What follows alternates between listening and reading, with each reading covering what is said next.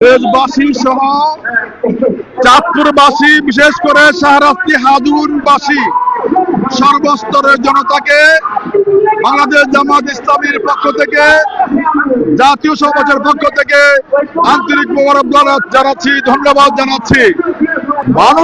মানুষে আজকে পরিপূর্ণ হয়ে আছে ঢাকা।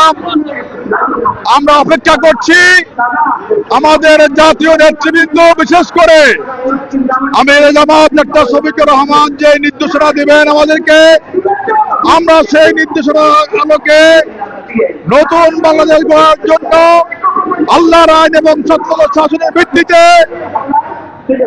একটি সমৃদ্ধ কল্যাণমূলক রাষ্ট্র প্রতিষ্ঠা করার জন্য ইনশাআল্লাহ ঝাঁপিয়ে পড়ব। দেশবাসীকে আমাদের জন্য দোয়া করতে আমরা অনুরোধ করছি। যারা যেখানে আছেন সেখান থেকে আমাদের জন্য দোয়া করবেন, আমরা যেন নিরাপদে আমাদের ভাইরা বুঝতে পারে আর আগামী দিনে দেশ গড়ার কাজে নিজকে নিয়োজিত করতে পারে। এই প্রত্যাশা রেখে সকলকে ধন্যবাদ জানাচ্ছি। আল্লাহ হাফেজ।